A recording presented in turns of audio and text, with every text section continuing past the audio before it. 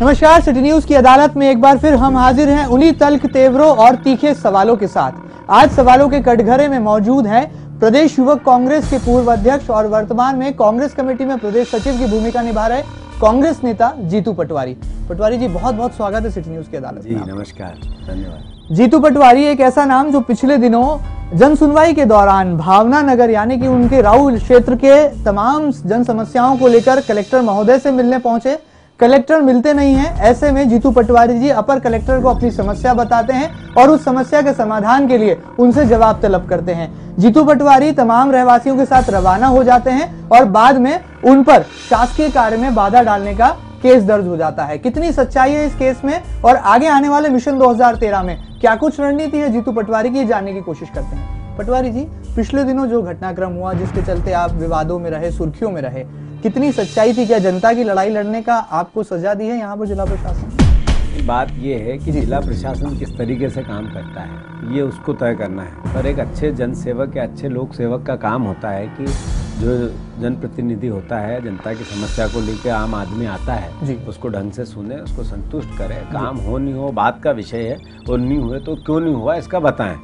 मुझे उस पूरे परिवेश में, पूरे परिप्रेक्ष्य में ये लगा कि प्रशासन की भूल थी, वो कहीं न कहीं उनको समझ में भी आई बाद में, और मैंने ऐसा कोई काम नहीं किया था कि जिस पे मेरे पे एफआईआर हो। परंतु अखबार और मीडिया के जिस तरीके से उसमें हाईलाइट हुआ वो उसका एक तरह से नेगेटिव इम्पैक्ट प्रशासन पे ऐसा लगता है मुझे गया, और उसी का उन्होंने एफआईआर करे, पर वो जाँच में है और हट जाएगा।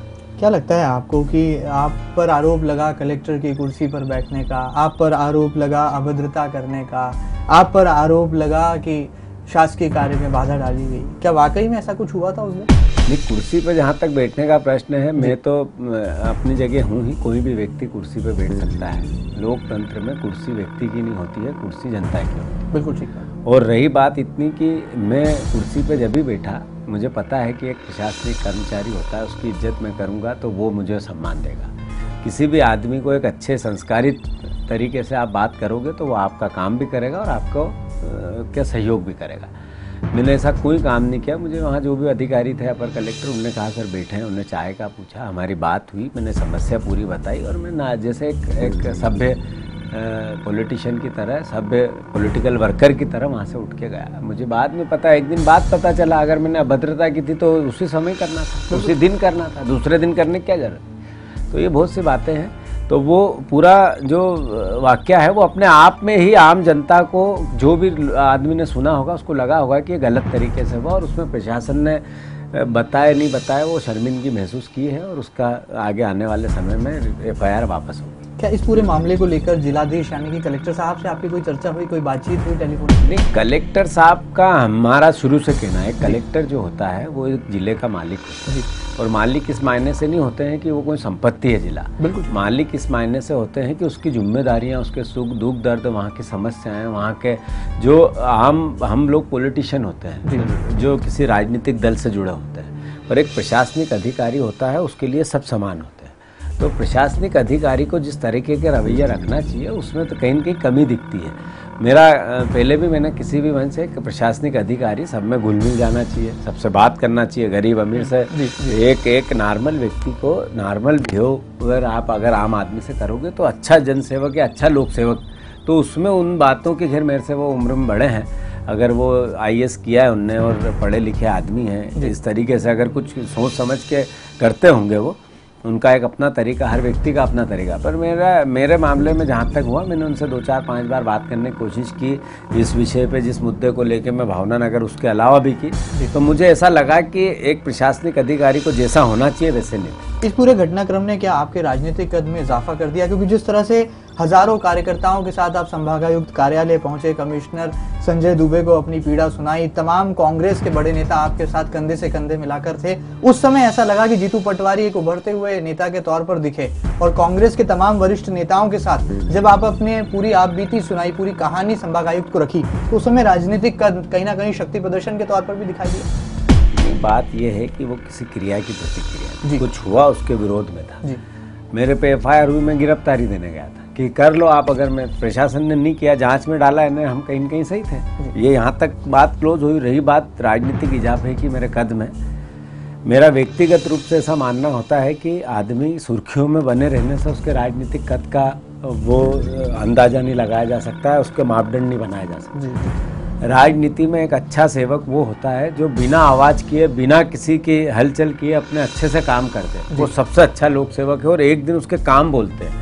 तो मुझे ऐसा लगता है कि राजनीति में अखबारों की सुर्खियां बनना, मीडिया का एक अपना आशीर्वाद होना, ये एक महत्वपूर्ण बात है, पर यही महत्वपूर्ण नहीं है। इसके अलावा महत्वपूर्ण ये है कि आप जनता में किस तरीके से जाते हो, जनता की बात किस तरीके से करते हो, लोगों की मदद जो आपके पास आता है, एक बार मिल के जाता है, वो कितना संतुष्ट है आपसे, और आप मुद्दों को लेकर किस तरीके से बिहेव करते हो आम जनता से, प्रशासनिक अधिकारी से या सार्वजनिक तौर पे, तो उनसे एक राजनीतिक ये ठीक है अपनी जगह कि सुर्खियों में रहने से आदमी की बातें होती है, व्यक्ति की बातें होती है, पर मैं इसको ऐसा नहीं मानता। आखिर पूरा माजरा क्या था? भावना नगर की कौन सी समस्या थी जिसको लेकर के आप बहुत ही ज्यादा दुखी थे और आपने जनप्रतिनिधियों पर भी निष्क्रिय होने का आरोप लगाया और जनता को लेकर के आप सीधे कलेक्टर दरबार में? नहीं, बात भावना नगर की तो है ही, जिसके साथ साथ जितनी इंदौर में गरीब बस्तियां हैं, आज 1 लाख से 1.5 लाख राशन कार्ड गरीबी रेखा के बनने चाहिए, प्रशासन नहीं बनाता है। क्यों?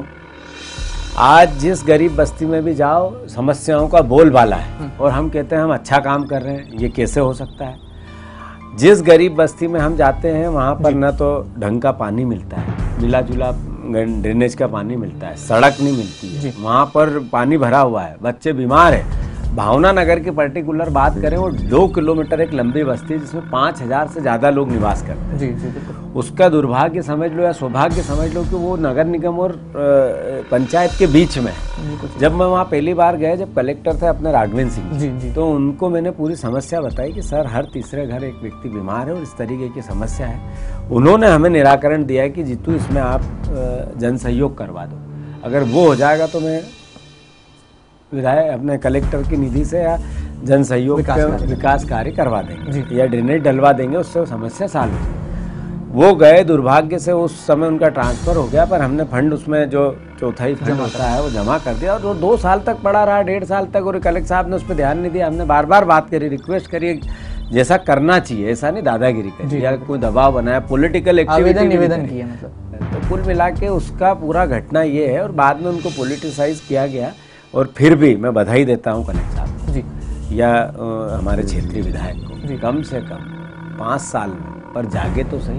उन्होंने तो जाकर के भूमि पूजन कर दिया, बहुत धन्यवाद उनको। उन्होंने राउडी राजनीति, मतलब राउ में जो ड्रेनेज लाइन डालने की राजनीति थी, उसमें जाकर के उन्होंने एकदम से अपना पॉलिटिकल स्टंट लिया और भूमि पूजन कर दिया, गेती फावड़ा चला दिया, जनता की वाहवाही ली।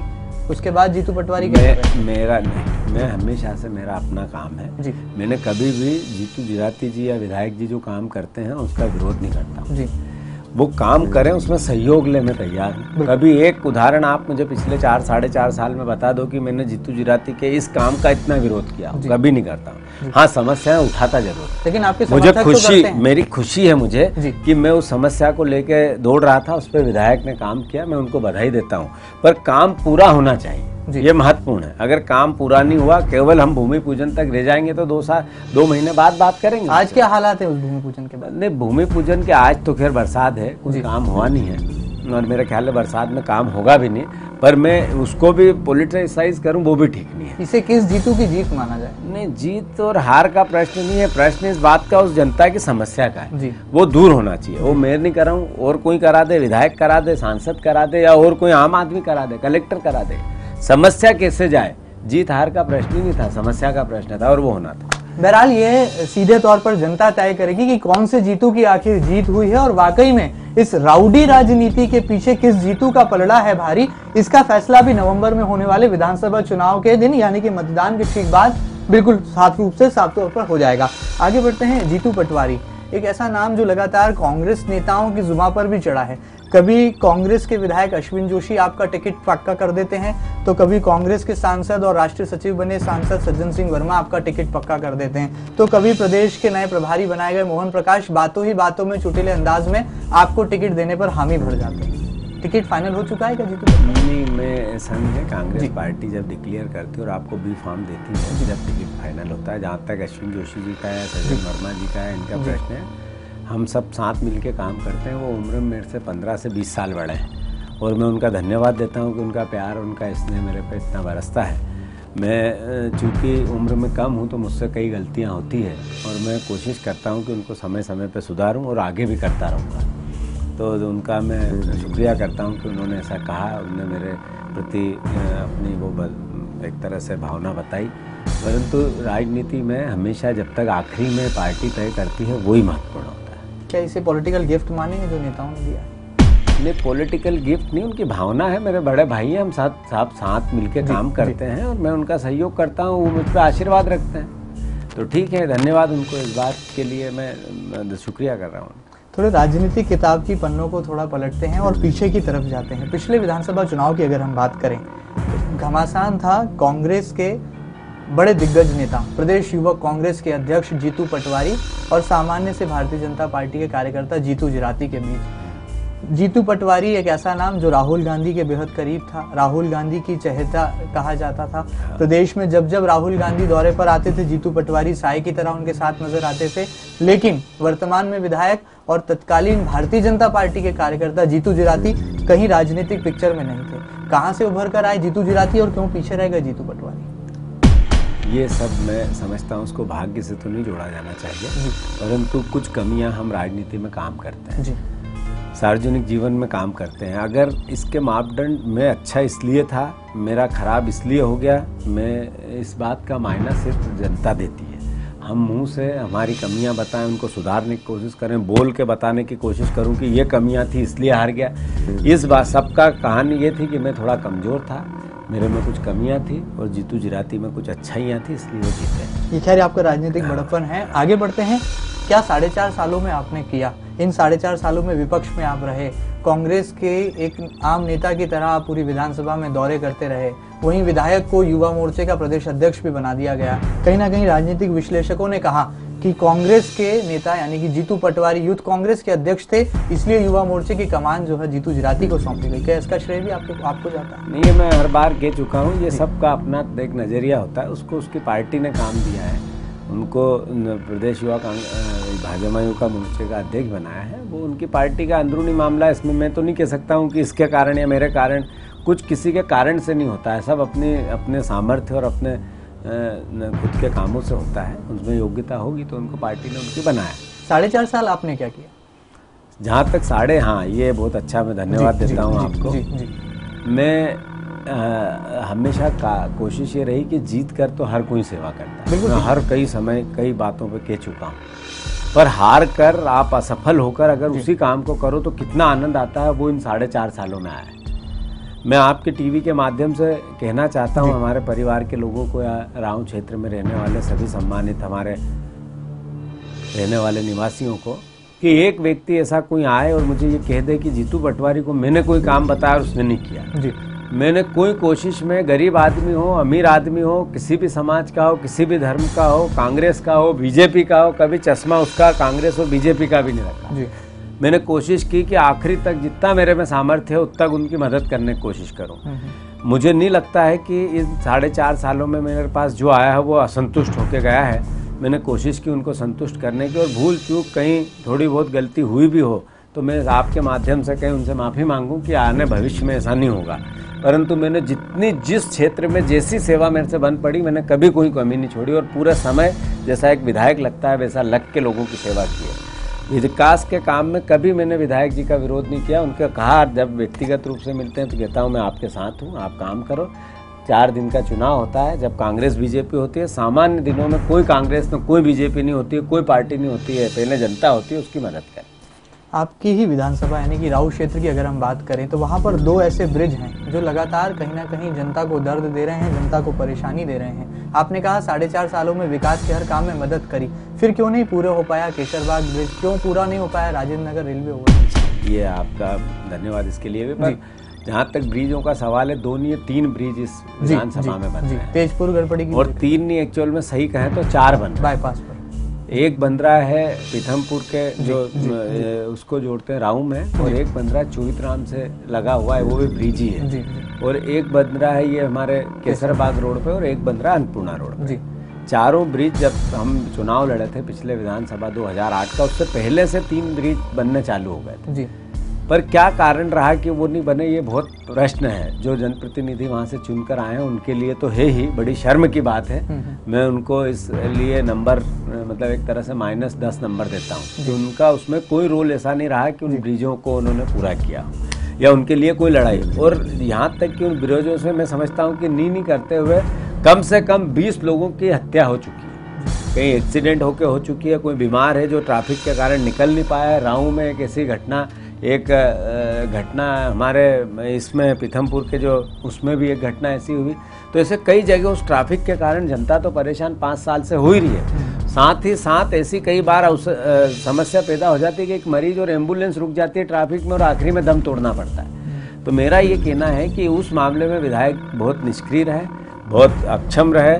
मैं उनकी इस मामले में जितनी निंदा की जाए उतनी कम है। और कहाँ कम रहे? सांसद, उनके सांसद का भी अपना एक महत्व था इसमें। सांसद को भी काम करना था, वो भी उन्होंने नहीं कर पाए। जहाँ तक प्रश्न है, इनका ही काम नहीं था, मेरा भी था। मैंने उसके लिए 5 बार आंदोलन किए, एक विपक्ष के जनप्रतिनिधि होने के, जनता का व्यक्ति होने के नाते 2 बार चक्का जाम किए, व्यक्तिगत रूप से अधिकारियों से मिला, ज्ञापन दिया, स्थान जो नगर निगम के अंतर्गत जो भी ठेकेदार आते हैं अधिकारी उनसे जरूर मिला, यहाँ तक कि नगरीय प्रशासन मंत्री बाबूलाल गौड़ थे उनको भी जाके बात की। तो मैं समझता हूँ कि जो मैं कर सकता हूँ मैंने कोशिश की, पर इस मामले में सबको मिलकर वो जल्दी से काम कैसे हो और जनता को समस्या से निजात कैसे मिले, इस पर हम सबको प्यार। और कहाँ कम रहे विधायक जीतू जिराती और कहाँ आगे रहे कांग्रेस नेता जीतू पटवारी? आगे और पीछे रहने का प्रश्न नहीं है, समस्या का प्रश्न है। मैं जैसे ही मैंने कहा कि अब बहुत सी बातें हैं, ऐसा मैं व्यक्तिगत रूप से बुराई भलाई में नहीं पढ़ता हूँ कभी। विकास यात्रा भी निकाली थी विधायक जी ने, कितनी सफल रही विकास? हाँ, ये एक प्रश्न है। उन्होंने उसके आंकड़े आए हैं मेरे पास कि किस गांव में 1 करोड़ के काम है, किसी में 5 करोड़ के काम है, किसी में 10 करोड़ के। हमने सूचना के अधिकार में उनकी जितनी भी योजना है उनका निकाल लिया कि किस मत से किस गाँव में क्या पैसा लगा है। वो जब इलेक्शन आएंगे जब तो मैं पूछूंगा ही, पर बिल्कुल उस पूरे विकास कार्यों का एक ढोंग, एक ढपोसला, एक तरह से इतना झूठ कोरा कि उसकी कल्पना भी नहीं। हम एक पत्र रहेगा जो सूचना के अधिकार से हमें मिला है कि संबंधित विभाग का उस गांव में एक चस्पा करेंगे सार्वजनिक जगहों पे कि ये फंड आया है, ये कहाँ लगा है और किस फंड में कितना काम हुआ और कितना जमा हुआ है। इन सब बातों को जब समय आएगा जब करेंगे। ये मैंने कहा ना 15 दिन जब चुनाव के होते हैं, 1 महीना चुनाव का, जब इन सब सवालों का व्यक्तिगत रूप से मैं आरोप प्रत्यारोप में नहीं पड़ता हूँ। विरोधी ऐसा कहते हैं कि कांग्रेस नेता जीतू पटवारी को गुस्सा बहुत आता है। कभी कार्यकर्ताओं पर गुस्सा कर जाते हैं तो कभी कहीं रहवासियों की किसी बात पर नाराजगी जाहिर कर देते हैं। इस बात में कितना है दम? अगर ये आपने कही हो बात तो ये एक जनता के बीच में काम करने वाले व्यक्ति का खराब गुण है। अब मेरे ख्याल से मैं ऐसा करता नहीं हूँ, पर कहीं भूल चूक से कभी मैं इंसान हूँ, सामा हो गई तो अब सुधार होगा, कभी गलती नहीं। बहरहाल यहाँ पर ये जनता तय करे कि वाकई में कितने सच्चे हैं कांग्रेस नेता जीतू पटवारी, और जो तमाम आरोप लगे इसका भी फैसला कहीं ना कहीं राऊ क्षेत्र की जनता कर रही है, क्योंकि ब्रिज चाहे 1 हो या 4, चारों ब्रिज के मामले में सीधे तौर पर जनता करती है भरपाई। और जिस तरह से कांग्रेस नेता जीतू पटवारी ने आरोप लगाया कि कभी एम्बुलेंस नहीं निकल पाई तो कभी दुर्घटनाओं का ग्राफ बढ़ा, ऐसे में अब राऊ क्षेत्र की जनता इस पूरे मामले पर रख रही है पैनी निगाह। आगे बढ़ते हैं जीतू पटवारी जी, आपकी पार्टी में चल रहे हलचलों पर आते हैं। पिछले दिनों रायशुमारी हुई, कांग्रेस दफ्तर गांधी भवन पर मोहम्मद असलम जो कि महाराष्ट्र से हैं, विधायक हैं, वहां से आकर के रायशुमारी की। राऊ विधानसभा की जब बारी आई तो एक नहीं दावेदारों की एक फहरिस्त सामने थी। आप भी हालांकि उसमें सबसे अव्वल नंबर पर थे। क्या लगता है आपको, इतने दावेदार हैं राऊ विधानसभा को लेकर? वही बात मैंने कही कि राऊ में हमारे परिवार के लोग बहुत सक्षम और ताकतवर हैं जी।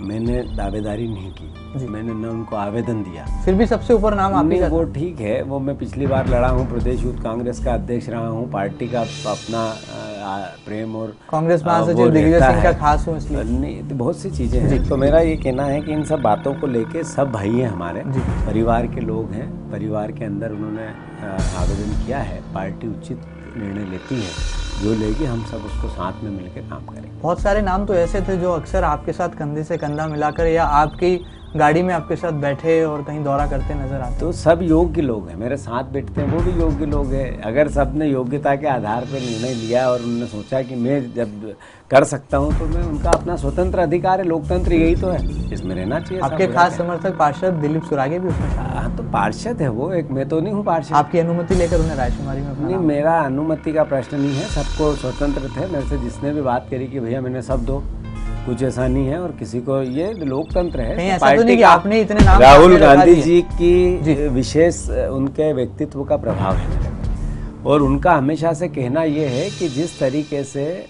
लोकतंत्र में हम खुली सबको विचार रखने की अनुमति नहीं देते हैं या वातावरण नहीं बनाते हैं, तो वो एक तरह से हम अपना नुकसान करते हैं। तो व्यक्तिगत रूप से मैं सोचूं कि मैं महत्वपूर्ण नहीं हूँ, पार्टी महत्वपूर्ण, और पार्टी में काम करने वाला छोटा वर्कर या बड़ा नेता सब एक समान है। हम सब मिलकर विपक्ष में बैठे हैं, सबका अपना अधिकार है। मैं उनका स्वागत करता हूं और आपके माध्यम से वादा करता हूं कि जिस भी भाई को मेरे मिलेगी, मुझे नहीं मिली, कोई परिस्थिति ऐसी बनी कि और कोई जिम्मेदारी मिली, कोई परिस्थिति ऐसी बनी कि और कुछ घटनाक्रम घटता रहता है, तो जो भाई हमारा मिलेगा या मुझे उसको ऐसा एहसास नहीं होगा, सबसे पहले अगर वो तारीफ करेगा जीतू पटवारी करेगा कि ऐसा आदमी दूसरा नहीं देखा, इतनी ताकत से उसकी मदद करेगा। बहरहाल यहाँ पर ये जनता तय करे कि आखिर कांग्रेस नेता जीतू पटवारी का लक्ष्य कितना पुख्ता है और वाकई में विधानसभा चुनाव जीतने का जिस लक्ष्य लेकर के वो लगातार 4.5 साल राऊ विधानसभा का दौरा करते आए हैं, उसका कितना असर जनता पर हुआ है, इसका फैसला भी अब जनता जनार्दन को करना है। आगे बढ़ते हैं। कांग्रेस के नेता हैं दीपक राजपूत, लगातार आपके साथ पिछले दिनों देखे गए, लक्ष्य संस्था द्वारा आयोजित गरबे कार्यक्रमों में भी देखे गए, लेकिन जब रायशुमारी की बारी आई तो उन्होंने दमदारी दिखा दी। तो ये क्या कहीं पॉलिटिकल केमिस्ट्री गड़बड़ाई थी? सब भाई हैं, सब मिल के काम करेंगे। जब मैंने मेरा पेज से पहले का आपका प्रश्न था उसमें उत्तर हो गया। छोटे से छोटा कार्यकर्ता भी कांग्रेस का सबसे बड़ा आदमी होता है और बड़े से बड़ा भी नेता सबसे छोटा आदमी होता है। सबको अधिकार है। मैंने कहा सबके लिए ये बात, जिनने आवेदन किए, मैं उनका भाई हूँ, मेरा धर्म बनता है कि उनको अगर कहीं अवसर किसी को भी मिले, पूरी ताकत से मैं पूरी क्षमता के साथ पूरे तन्मयता के साथ उनकी सेवा करूँ। इसमें सारे सवाल आ जाते हैं। राहुल गांधी यानी कि कांग्रेस के उपाध्यक्ष के बेहद करीबी और नजदीकी आप माने जाते हैं। एक दौर था, एक वक्त था जब कहा जाता था कि राहुल गांधी की कोर टीम में जगह पा चुके हैं जीतू पटवारी। आज भी कितनी ये जगह बरकरार है? हमने कहा राहुल जी बहुत बड़े नेता हैं हमारे जी, और मेरा भाग्य है कि जिस तरीके से बहुत सी बातें ऐसी होती हैं कि मैं माइक पे या हम इस कैमरे के सामने नहीं कर सकते, पर राहुल जी बहुत अच्छे इंसान हैं, देश के अच्छे नेता है, और वो जीतू पटवारी या कोई और व्यक्ति के नहीं है, वो देश के हैं। और देश के होने के नाते मैं भी उनका उन्हीं के उसमें से आता हूँ, और भी बहुत से हैं वो भी। प्रदेश के इतिहास में, राजनीति में कुछ ऐसे घटनाक्रम इस साल में बीते हैं जो कहीं ना कहीं जनता को भी हिलाकर रख देते हैं। अगर हम ताज़ा मामला उठाएं, जब विधायक दल के उपनेता यानी कि पूर्व मंत्री चौधरी राकेश सिंह अचानक यकायक अविश्वास प्रस्ताव को पढ़ने के दौरान शिवराज के पाले यानी कि खुद मुख्यमंत्री के पाले में चले जाते हैं और भारतीय जनता पार्टी की सदस्यता ग्रहण कर लेते हैं, तो जनता से एक आवाज आती है कि कांग्रेस में नेता बिकते हैं। क्या वाकई में कांग्रेस में नेता बिकते हैं? बात कांग्रेस की या बीजेपी की या भारतीय जनता पार्टी की नहीं है, व्यक्ति की है जी। राकेश चौधरी जी को क्या नहीं दिया था कांग्रेस पार्टी ने? क्यों चले गए? उप नेता बनाया, 3 बार 4 बार विधायक बनाया, उससे पहले भी कई मंत्री बनाया, कई पदों पे रहे, और उसके कारण उनकी पहचान बनी। एक व्यक्ति जो अपने पिता जो उनको पैदा करता है, वो पिता सम्मान जिसका नहीं कर सकता, जिस पार्टी ने उनको, उस माता पिता का सम्मान जो व्यक्ति नहीं कर सकता, उसकी जितनी निंदा की जाए कम है। जिस पार्टी ने आपकी पहचान बनाई, जिस पार्टी के सिद्धांतों पे चलकर आप भारतीय जनता पार्टी को रोज गाली देते रहे, जिस पार्टी के व्यक्ति को, जिस मुद्दे को लेकर ये मुद्दे और आने थे उस अविश्वास प्रस्ताव में राघव जी का, उस राघव जी जैसे निकम्मे और जितने दुराचारी आदमी की पार्टी में वो चले गए, इससे बड़ी निंदा क्या हो सकती? तो मैं नहीं समझता हूँ उसके प्रति उनका स्वार्थ, उनका लालच, उनकी जो एक तरह की जो उनका खराब एक पूरा सिनेरियो जो है, वो मेरे को और आपको समझने की ज़रूरत है। जनता सब समझती है और इसका जवाब 2013 में उनकी विधानसभा में उनको मिल जाएगा। चलिए, आपने पूर्व वित्त मंत्री राघव जी का जिक्र छेड़ा है, तो क्या राघव जी के मामले में जो सीडी कांड हुआ है, इसमें कितनी है सच्चाई, और क्या नहीं लगता आपको इस घटना के सामने आने के बाद राजनेताओं में नैतिक मूल्यों में कितना पतन हो चुका है, ये सामने आ गया? नहीं, राघव जी के मामले में समझता हूँ कि प्रश्न करना भी गुनाह है। और उनका उत्तर देना भी उतना ही बड़ा गुनाह है। एक 70 साल का व्यक्ति एक उसके पोते से भी छोटे उम्र के व्यक्ति के साथ इतना व्यभिचार करता हुआ दिखा, लोगों ने कहा, टीवी पे दिखा, मीडिया के माध्यम से पता चला, कानून उसकी जांच कर रहा है और उसको सजा मिलनी चाहिए और मेरे ख्याल में मिलेगी। राऊ क्षेत्र की जनता के बीच आज आप हरदम पाए जाते हैं। प्रदेश के जो तमाम कार्यकर्ताओं की टीम आपने युवक कांग्रेस में तैयार की थी, नो डाउट वर्तमान युवक कांग्रेस अध्यक्ष प्रियव्रत सिंह उस टीम को बना नहीं पाए, उसको कायम नहीं रख पाए। बाहर के कार्यकर्ता आपसे नाराज हैं क्योंकि आप राऊ विधानसभा छोड़कर ही नहीं जाते। कहीं आप राऊ विधानसभा के किसी सामाजिक कार्यक्रम में नजर आ जाते हैं तो कभी रहवासी संघों के साथ कंधे से कंधा मिलाकर कोई आवाज बुलंद करते नजर आते हैं। क्या कारण रहा है इसके पीछे? नहीं, बात यह है कि मेरे पास जब मध्य प्रदेश यूथ कांग्रेस का प्रभार था या दायित्व था, उस समय मैंने पूरे प्रदेश के दौरे किए और पार्टी ने मेरे को जैसा काम दिया उसका मैंने काम किया।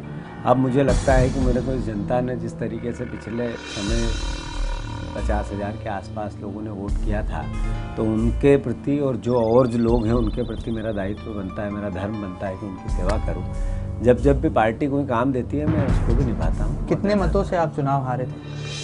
मैं करीब 3-3.5 हज़ार। आपको लगता है इस बार ये जो गैप है ये पूरा भर जाएगा और जीत का परसेंट? राजनीति में हम काम करते हैं, अगर इस भावना से करेंगे कि हारेंगे तो आप काम कर, आप लायक नहीं हो उसके। 100%, 200% इस बार जनता मेरे साथ है। मुद्दों की बात करते हैं। जनता आपको देख रही है, जनता आपको सुन रही है। सिटी न्यूज़ की अदालत है। जनता ने कई सवाल आपसे पूछना चाहे जो सीधे मैंने वकील के तौर पर आपके सामने रखे। मुद्दों पर बात करते हैं। किन मुद्दों के आधार पर आप जनता के बीच जाएंगे और जनसंपर्क करेंगे ताकि मिशन 2013 में कांग्रेस को फतह दिला सके? बहुत अच्छा प्रश्न है आपका। 3 बातें होती है एक आम जनता के लिए। देश की नीतियां अपनी होती है, प्रदेश की नीतियां अपनी होती है, आर्थिक सिनेरियो कैसा बने, लोगों को रोजगार कैसे मिले, उनका जीवन यापन, जीवन स्तर आधारभूत सुविधाओं के साथ कैसे ऊपर हो, और साथ ही साथ इस बात का सबसे महत्वपूर्ण मामला आता है कि एक व्यक्ति उसके रोजमर्रा की जिंदगी में, एक परिवार जिसकी रोजमर्रा की जिंदगी में उसको क्या तकलीफें आती है, उनके साथ आप कैसे खड़े रहो। बिल्कुल। और उससे बड़ा प्रश्न आज पूरे देश के सामने है और खासकर प्रदेश के सामने उस गरीब वर्ग का है, मध्यम वर्गीय का जो लोग हैं उनका, नौकरी पेशा वालों का है कि उनके स्वास्थ्य को लेकर आप कितना काम करते हो। मैं कोशिश करता हूं कि सबसे बड़ा धर्म अगर इस दुनिया में कोई है या इस आज के सिनेरियो में है तो वो लोगों के स्वास्थ्य में, एक परिवार का एक व्यक्ति अगर कहीं बीमार हो जाए तो एक मध्यम वर्गीय परिवार या गरीब परिवार या तो दम तोड़ देता है वो व्यक्ति, उसका इलाज नहीं करा पाता, और मध्यम वर्गीय परिवार जो इलाज करा सकता है तो उसकी और व्यवस्थाएं इतनी गड़बड़ा जाती है कि उसकी कल्पना आप और हम समझ सकते हैं, उसको आम जनता समझ सकती है। तो मेरा पूरा फोकस है उस इशू पे कि लोगों की हम व्यक्तिगत रूप से कैसे उनका मदद कर सकें, मैं कैसे उनकी सहायता कर सकूं, उनके काम आ सकूं, वो सबसे महत्वपूर्ण है। व्यक्तिगत छोटी छोटी समस्याओं के लिए उनके लिए कैसे लड़ सकूं, जहाँ तक आधारभूत सुविधाओं का कभी अंत नहीं होता है और न अंत होता भी नहीं, उनके लिए सतत लड़ना भी चाहिए। और हर राजनीतिक या सार्वजनिक वर्कर का काम है कि वो लड़ता रहे, तो वो तो अपनी जगह है ही।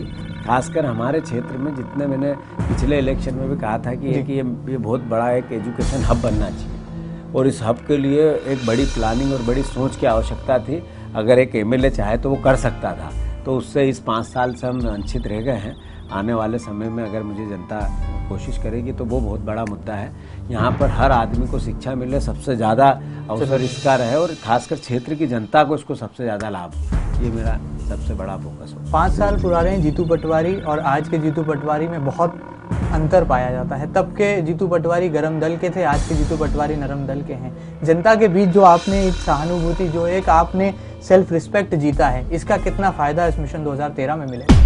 जब मैं पिछली बार इलेक्शन लड़ा था 33 साल का जी, अब मैं लड़ूंगा तो 38 साल का, तो ये 5 साल का जो उम्र का एक तकाजा होता है, इसमें भी अनुभव, और ये वही उम्र है जिसमें आदमी को अपने आप को परिवर्तन करने की आवश्यकता होती है। जब मैं यूथ कांग्रेस का अध्यक्ष था, मेन कांग्रेस में, जब मैं बच्चों की गिनती में था, अब मैं बड़ों की गिनती में हूँ, तो मैं समझता हूँ कि ये सब बातें भी है ही अपनी जगह। और फिर जो एक असफलता आदमी को अपने अवगुणों को और सुधारने का अवसर देती है, तो शायद मुझे जो मैं पिछले समय असफल हुआ एक लोकतांत्रिक प्रक्रिया में, तो उससे भी मैंने कई सीखें ली और सीखना चाहिए, बुरा भी नहीं है। हर वक्त एक सीखने की एक प्रक्रिया एक इंसान में चलती रहनी चाहिए और जो अच्छे गुण सामने वाले के या किसी के भी दिखते जाए उनको आत्मसात करने चाहिए। तो मैंने इन सब प्रक्रिया को कोशिश की कि मैं अच्छा से अच्छा करूं और उसमें थोड़ा बदलाव आएगा, नेचुरल।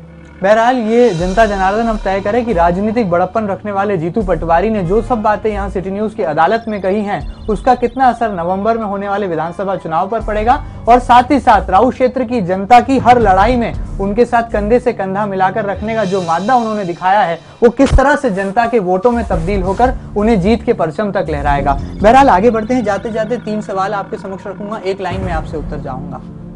पहला सवाल, कांग्रेस के राष्ट्रीय महासचिव दिग्विजय सिंह और केंद्रीय मंत्री कमलनाथ दोनों से कैसी है पॉलिटिकल केमिस्ट्री? दोनों परिवार के हमारे बड़े हैं और हमारे नेता हैं, दोनों के साथ में काम करता हूं और मेरे बहुत सम्मानित है और मेरे पे बहुत प्यार रखते हैं। प्रदेश कांग्रेस अध्यक्ष कांतिलाल भूरिया और प्रदेश प्रभारी मोहन प्रकाश दोनों से कैसे हैं संबंध? वो का वही उत्तर है इसका भी कि दोनों हमारे परिवार के हैं, हमारी पार्टी के वरिष्ठ नेता है, दोनों का स्नेह बहुत है मेरे पे और उतना ही मैं उनका सम्मान करता हूँ। राऊ क्षेत्र के विधायक जीतू जिराती को 10 में से कितने नंबर आप देंगे?